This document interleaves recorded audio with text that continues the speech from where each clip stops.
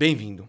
Esse é um quadro sério no canal, onde você vai obter informações embasadas sobre algum tema. No episódio de hoje, vamos falar de um tema recorrente, um tema que assusta a maioria dos brasileiros: desemprego. Agora, economista formado, quero explicar um pouco das ideias de como poderíamos resolver os problemas de desemprego do Brasil. Por isso, é um vídeo que demanda muita pesquisa, muito estudo que você nunca viu antes, porque é estudo que você vai obter aqui da melhor fonte de informação que existe no YouTube. Por isso que peço que você se inscreva no canal, porque esse quadro irá acontecer a cada 15 dias ou semanalmente no canal, como um vídeo extra. Além dos vídeos de terça e sexta, teremos esse vídeo extra com informações muito bem embasadas. Um vídeo que você pode ouvir também como um podcast, que o mais importante deste vídeo é o áudio. Mas aí você me pergunta o que é bom para o crescimento econômico do Brasil. Por isso que eu trouxe aqui estudos e teorias econômicas que fortalecem o indício que a gente poderia melhorar a situação do trabalhador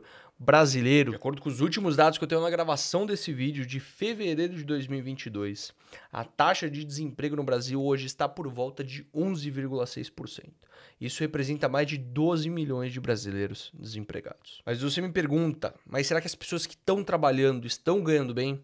O rendimento médio do brasileiro está por volta de R$ 2.400. E proporcionalmente o emprego cresce mais entre os 100 carteiras assinadas. Se você der uma breve passada pelo LinkedIn, por qualquer perfil de vagas, que você possa aplicar e se candidatar, você verá que é mais comum vagas de emprego para empregos que não são CLT, não são carteira assinada, são empregos PJ. Pessoa jurídica, onde você abre um MEI, você abre um CNPJ como um prestador de serviço e oferece a sua prestação de serviço para a empresa. Ela não te paga os direitos trabalhistas que uma CLT deveria ter. E o porquê esse crescimento vem ocorrendo? E é muito importante que antes de a gente entender como resolver o desemprego, a gente entenda como a gente chegou na situação atual. Devido às várias burocracias das legislações brasileiras na área trabalhista, a CLT ela envolve muitos direitos que devem ser pagas e recompensadas ao trabalhador, que é o direito dos trabalhadores, o que não necessariamente é ruim. Diferente de muito papo, e agora também esse quadro terá opiniões fortes sobre alguns temas, muita gente falou que a CLT não deveria existir, muito da área liberal,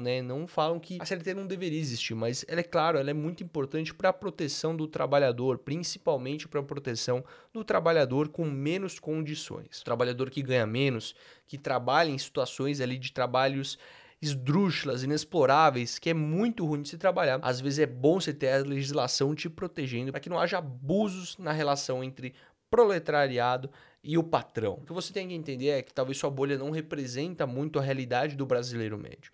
Por isso a CLT ela tem sim a sua importância e na teoria a gente teria que registrar mais empregos por carteira assinada do que PJ. O trabalhador deve pagar os seus impostos, ele está, conforme a legislação, corretamente trabalhando, ele contribui para o corpo social. Tudo isso em uma sociedade civilizada, onde não existiria corrupção. Assim seria o essencial, como deveria funcionar, mas como a vida é claro que as pessoas querem pagar menos impostos possíveis e por isso elas vão para trabalhos que são PJs, onde elas não são asseguradas a ter uma boa condição de trabalho, mas elas não têm que contribuir o tanto quanto o excesso de imposto que o trabalhador CLT contribui hoje. Por isso que ficou mais popular a contratação via pessoa jurídica, a contratação PJ. Por isso que é muito claro que a gente vê um crescimento absurdo na contratação PJ nos últimos anos.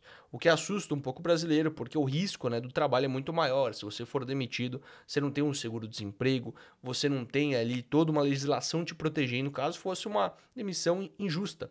A pessoa pode basicamente parar de contratar o seu serviço caso você for um prestador de serviço, não um PJ. Por isso que o governo deveria propor o mínimo viável para condicionar que os trabalhadores tenham um bom ambiente para se trabalhar. Por isso eu preparei alguns estudos aqui que você aprende talvez na faculdade de economia, você aprende também estudando e navegando mais pelos assuntos, quando você vai procurar fontes de notícias muito melhores do que portais brasileiros ou americanos de informações. Quando você vai pegar a real fonte, a real informação, a estatística. Por isso que eu separei aqui alguns sites, como o World Bank, que é o Banco Mundial, que ele propõe vários estudos de várias informações que eu vou mostrar também para vocês no final do vídeo. Mas antes eu vou entrar numa parte mais teórica. Se perguntar o que a gente poderia fazer para capacitar melhor as pessoas para gerar um ambiente de trabalho melhor. Bom, a gente tem duas óticas que a gente vai trabalhar nesse vídeo. A primeira, mais simples, que você já deve imaginar qual é, né, quando a gente fala de educação, quando a gente fala dessas temáticas, que é da ótica do trabalhador. O que você, como trabalhador, como nós, como indivíduos da sociedade, poderíamos fazer para ter mais empregados no mercado de trabalho. Isso encaixa até também para empresas. O que as empresas poderiam oferecer para capacitar melhor os empregados. Existe uma teoria, né, que é o modelo de solo, porque os países crescem e um dos fatores de crescimento é o capital humano. O capital humano é basicamente o quanto a pessoa está proposta a aprender, a se atualizar, a entender, a ter conhecimento para valorizar seu capital, né? O capital humano é o quanto ele consegue entregar de valor para a sociedade. Uma pessoa mais estudada consegue entregar mais valor do que uma pessoa menos estudada. E é claro, quando a gente fala de educação, a gente tem um desnível de educação desde o ensino fundamental até o ensino superior. Então, por isso, no Brasil existe um grande problema, um grande gargalo, que é a formação do brasileiro geral, ela não começa do ensino fundamental corretamente. Mas o ensino, ele não acaba no ensino superior, porque muitas pessoas acreditam que elas estudam, né, na escola, estudam no ensino médio, fazem uma faculdade, quem sabe, e para por aí, e ela para de estudar. Mas a grande realidade é que na vida a gente não pode parar de estudar. Por isso, existe um papel muito importante que as empresas poderiam fazer. E algumas empresas no Brasil já fazem isso, que é a capacitação do profissional através de treinamentos. Muitas empresas pagam um curso para os profissionais, promovem mentorias, palestras, tudo isso para capacitar e pegar um pouco, né, do que não foi tão bom no começo da sua educação, tentar ajustar um pouco ali quando ele está um pouco mais velho, já está no mercado de trabalho. Pelo menos essa pessoa, quando ela mudar de emprego, ela já está mais capacitada. Isso também parte da individualidade, né, das pessoas com a democratização do ensino hoje, que você consegue aprender tudo no YouTube. Se o funcionário, se um trabalhador quiser aprender coisas novas, ele simplesmente pode no YouTube aprender programação, por exemplo. Ele pode aprender novas habilidades, seja hard skills ou soft skills, né? Hard skills é aquelas coisas mais pesadas, é programação, aprender a mexer em Excel, ferramentas no geral, né, para ele aprender a fazer alguma coisa, aprender a fazer design, essas coisas. E as soft skills é a habilidade de comunicação interpessoal, que tudo isso ele consegue aprender e ter uma aula dentro do YouTube de graça. É claro que é preciso também, né, de um acesso à internet, um ambiente minimamente viável, tempo para que ele consiga aprender. Muitas pessoas, né, por necessidade, precisam trabalhar mais de 12 horas por dia, não tem tempo nem acesso à internet. Por isso elas não conseguem ter esse mínimo momento de aprendizado. As empresas podem proporcionar esse ambiente, né, dentro do ambiente de trabalho, proporcionando educação, conhecimento, palestras, ou também esse indivíduo, caso ele tenha oportunidade de acesso e tempo a aprender novas habilidades, ele também tem acesso. Então, da ótica do empregado, seria basicamente isso que a gente teria para falar. Mas a gente está olhando aqui da visão mais macro, a visão macroeconômica da coisa. O que o governo poderia fazer? Quais são as políticas sociais, políticas econômicas que efetivamente conseguiriam fazer com que o desemprego no Brasil caísse, né? Qual que seria? E não é muito trivial essa resposta, porque se fosse tão trivial quanto eu estou falando para vocês aqui, eu mesmo poderia ir lá no governo, participar de um ministério e corrigir todo o problema do desemprego. É claro que existem milhares de fatores. O que eu estou fazendo nesse quadro para vocês entenderem é aprofundar um pouco o debate, já atingir uma camada secundária do debate que hoje já não tem no YouTube, você não acha esse tipo de conteúdo, para você conseguir desenvolver mais seu raciocínio e talvez partir para uma terceira camada, se especializar no assunto, querer um dia participar, né, de algum projeto que você consiga resolver isso. Então esse é o incentivo, para a gente abrir a cabeça, para a gente entender mais sobre o tema, de uma visão macroeconômica.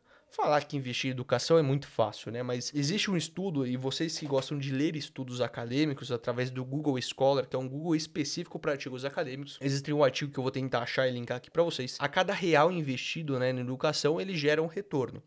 Mas o dinheiro mais bem investido, que vai refletir no mercado de trabalho, na educação, por incrível que pareça, no Brasil, é saneamento básico. Porque as pessoas que estão desempregadas no Brasil, pelo menos a maior parcela, não tem nem acesso à internet, não tem acesso a saneamento básico. Então, o investimento em saneamento básico hoje, ele consegue tirar pessoas mais da miséria, trazer emprego para as pessoas, do que investir em educação efetivamente. Por isso que é tão importante, e a gente discutir em 2022 saneamento básico, É um absurdo, mas é um país emergente, nossa realidade, isso deveria ser a proposta número 1, ou pelo menos tá entre as 5 primeiras propostas de um candidato, por exemplo. Por isso que eu falo que é tão importante. Nesse artigo econômico ele fala também, né, da importância de você investir em educação, saneamento básico e outra, infraestrutura básica, para que a gente tenha um mínimo ambiente possível para uma pessoa se desenvolver. Não adianta investir em educação se ela não consegue chegar até a escola, se a escola não chega até ela, se ela não consegue pisar e ter uma doença e conseguir comer, por exemplo. Enfim, isso é o mínimo possível que a gente tem que dar para uma pessoa aprender. Lembrando que esse vídeo foi comentário do meu amigo Yuri, né, que é um assinante aqui do canal. Ele comentou algumas dúvidas sobre desemprego, o que motivou a gravação desse vídeo.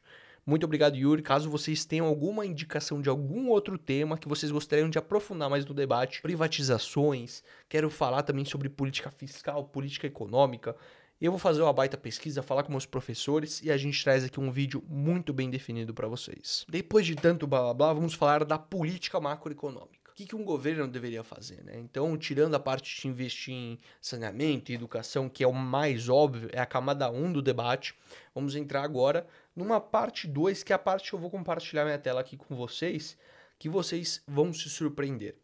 Vão se surpreender muito. Temos aqui o The World Bank, né, que é o Doing Business. Isso é um relatório que é divulgado, que é a facilidade de fazer negócios nos países. Então você vê aqui claramente, a Nova Zelândia é o país mais fácil de fazer negócios, de você abrir uma empresa, de você pagar impostos, de você abrir um CNPJ, né, o básico. Singapura, Hong Kong, por incrível, a China aqui em segundo e terceiro lugar, Singapura em segundo, China, né, que é Hong Kong em terceiro, Dinamarca, Coreia. Estados Unidos aqui, né, tá um pouco em sexto, né, atrás de alguns, Coreia, enfim. Você vê que é países desenvolvidos aqui mesmo. Aí você me pergunta, pô, o Brasil vai estar ali, mano. Tem que estar no top 50. Vamos ver quem tá no top 50, só pra gente entender o porte do país. Montenegro. Temos aqui Bélgica, então a gente tá falando aqui de países do leste europeu, Europa, tananã. Top 100, vamos botar top 100 então. Descendo aqui no top 100, a gente vê aqui já, ó, Uruguai, país mais perto. Pô, Sri Lanka, cara. Guatemala, aí você já fica meio estranho aqui, né? El Salvador, Bósnia, pô, Filipinas, aí você já começa a achar estranho, pô, porque aqui já, o Brasil já tem uma economia muito mais desenvolvida que esses países. São países já emergentes. Pô, Uruguai, nosso vizinho aqui, Uruguai, é um país ali muito melhor administrado, mas enfim. Pô, temos aqui países já, Sri Lanka, temos países aqui já do africanos, do Oriente Médio, muito mais próximos à realidade brasileira. E a gente vai descendo aqui, Costa do Marfim, Egito, Uganda, Gana, aí a gente fica realmente preocupado que a gente acha o Brasil. Na posição 124 do ranking, a gente encontra o Brasil à frente de países como a Argentina, que está completamente destruído, e Paraguai também, que é um país sem lei, e atrás de Senegal, países africanos, que enfim, nossa economia brasileira é incomparável, Senegal, é claro, e isso preocupa muito. E você fala aqui, pô, que estranho aqui, ó, olha, aqui a gente tem a parte, o ranking, né, por área, né, isso aqui é o ranking geral do business, aqui a gente está em 124, e a gente consegue pegar aqui, ó, registrar propriedade, se a gente for comprar uma terra, pegar crédito, pagar imposto, e é o que a gente vai entrar mais a fundo agora. Entrando mais a fundo aqui no Brasil, ó, legal, a gente, ó, foi aqui as cidades estudadas, São Paulo e Rio de Janeiro, então você vê que isso aqui poderia estar muito pior se fosse estudada as outras áreas mais emergentes do Brasil, tá? Então isso aqui é muito, muito ruim. Então a gente tá na posição 124 do ranking, e aqui é onde preocupa muito. Porque, ó, começar um negócio, abrir um CNPJ, fazer o mínimo possível pra gente abrir um negócio, a gente está na posição 138. Isso é algo muito negativo, tá? A gente está abaixo da nossa média. Lidar com permissão de construção, por exemplo, 170. Então, por exemplo, nos Estados Unidos é muito fácil você comprar e vender uma propriedade. É muito comum o negócio de real estate. Nos Estados Unidos é muito comum de o cara comprar uma casa, reformar toda a casa e vender rapidamente. Porque a papelada é fácil, é simples, tem menos burocracia. Então é muito mais fácil você gerar renda assim nos Estados Unidos. No Brasil isso é terrível. Tenta comprar uma casa, pegar um financiamento, é horrível. Tem eletricidade. Pô, aqui a gente já tá um pouco melhor do que a média do ranking, mas a gente tem aqui Itaipu Binacional, que é uma das maiores geradoras de energia do mundo, se não a maior. A gente tem aqui grandes geradoras de energia, a gente tá aqui na posição 98, é algo muito ruim. Registrar propriedade de novo abaixo da média, 133. Pegar créditos, né? Por que pareça, o mercado financeiro no Brasil é muito desenvolvido, tá? Muito mais desenvolvido que a grande maioria dos países desenvolvidos. Mas a gente tá aqui na parte de pegar crédito ainda é muito mais difícil. Nos Estados Unidos é muito fácil pegar crédito. E é claro que eu vou comparar sempre com os melhores. A gente sempre quer atingir, né, a utopia dos melhores. Mas é muito fácil, qualquer um pode pegar crédito. Até tem falam que tem uma bolha de créditos, né, estudantis, por exemplo, nos Estados Unidos. Então é importante ter o controle de crédito, é muito importante, depende do risco do país, das pessoas que pagam também. Aqui, ó, proteção de investidores minoritários, que somos nós, né, que investem na bolsa, pessoas físicas. Por incrível que pareça, a gente está muito bem, ó. Posição 61 é uma posição que, desde a época do Plano Real, foi investido bastante na governança financeira, né, do mercado financeiro no Brasil. Então, isso realmente é onde está melhor posicionado. E pelo menos isso, né? Pelo menos alguma coisa a gente tem uma referência aqui no Brasil, pelo menos nos países latinos. E aqui é onde preocupa, hein? Pagamento de taxa. Você, jovem parceiro, se você nunca declarou imposto, você tem que declarar. Se você tem ação, investimento em bolsa, você tem que declarar. Tenta preencher o imposto, né? A Receita Federal, um inferno. Tenta emitir uma DARF, é um inferno, é muito complexo, é difícil, não é intuitivo. Você tem que fazer todos os cálculos, você erra, o governo pega, multa, trava seu CPF. É horrível pagar imposto no Brasil, tirando pelas altas taxas que não são efetivas e reinvestidas, a complexidade dos impostos no Brasil. Imposto, né? O PIS, COFINS, imposto sobre o produto, tudo aqui é muito complicado. Imposto sobre exportação, importação, tudo aqui é muito difícil. Isso afeta o ambiente de negócio. Quando uma empresa está pensando em investir num país, ela não quer um país que tenha uma complexidade de pagamento de imposto alta, porque ela vai ter que dedicar, contratar contadores, contratar toda uma equipe que faça só para pagamento de impostos, que é uma profissão que, assim, não é algo que gera valor real, porque a gente está pagando imposto para o governo. Então, empresa multinacional não vai querer vir para o Brasil muito por causa disso também, porque a gente está na posição 138 em começar um negócio, está na posição 184, uma das piores, de 190. 190 países que a gente está tratando aqui nesse ranking. A gente está na posição 184. Tem 6 países que são mais difíceis que a gente de pagar imposto. Para você ver a complexidade do sistema brasileiro. Você trocar produtos, né, exportar através de fronteiras como o Brasil, Foz do Iguaçu, Paraguai, por exemplo. A gente está aqui em 108. Tem, sim, coisas a melhorar. Realizar contratos, né? Você forçar o contrato, né? Utilizar a garantia do contrato. A gente está numa posição aceitável, bem legal também. E resolver insolvências também, uma posição aceitável dentro dos países emergentes. A gente é um país ainda muito insolvente, mas não é o maior problema. Por que você mostrou isso, Johnny? Por que você está mostrando isso? Aí eu vou parar de compartilhar a tela com vocês. Tudo isso eu te mostrei porque isso influencia sim na geração de emprego. Se uma empresa multinacional não quer abrir uma empresa no Brasil, ela vai gerar menos emprego. Empreendedores brasileiros não têm um incentivo fiscal, não têm um incentivo de abrir uma empresa porque é muito difícil devido à burocracia. Tudo isso também é uma camada inicial, camada secundária do debate. A gente vê propostas de governadores e presidentes tentando melhorar o ambiente de negócio no Brasil para gerar empregos. Então, a legislação trabalhista deveria afrouxar um pouco, porque ela, apesar de ser necessária para um país, necessita ter uma regulação menos burocrática. Facilitação de pagamento de impostos é muito necessária para que sejam atraídas empresas para o nosso país, que é um país emergente. A facilidade de você comprar terras também é muito bom para você estimular o mercado imobiliário, que é um mercado que move bilhões de reais, é muito essencial. Você simplesmente eu quero abrir um CNPJ, né? A facilidade de você pagar o imposto, a facilidade... Pô, a gente já tem um MEI, que foi um grande avanço, é muito fácil abrir um CNPJ hoje. Então, isso vai melhorando. E quando você vê governadores, presidentes com propostas para melhorar ambientes de negócio, isso é algo que chama atenção. Isso é algo que você deve levar em conta e é algo importante para a gente entender, para diminuir o desemprego no Brasil. Então, recapitulando. Melhora do ambiente de negócio, simplificação no pagamento de imposto, simplificação da CLT, investimento em capital humano, capacitação, investimento em educação básica, investimento em saneamento básico, capacitação de profissional em empresas, treinamento, curso, palestra. Tudo isso pode ser feito. Temos coisas aqui que dependem do governo, outras coisas que não dependem do governo. Bom, essa foi uma camada inicial do debate. Caso vocês queiram aprofundar mais no tema, falar mais de estudos acadêmicos que falam desse tema, gostaram desse quadro, tentei manter no nível ali básico para intermediário para vocês. Sugiram novos temas nos comentários. Espero que tenham gostado desse formato e até o próximo vídeo.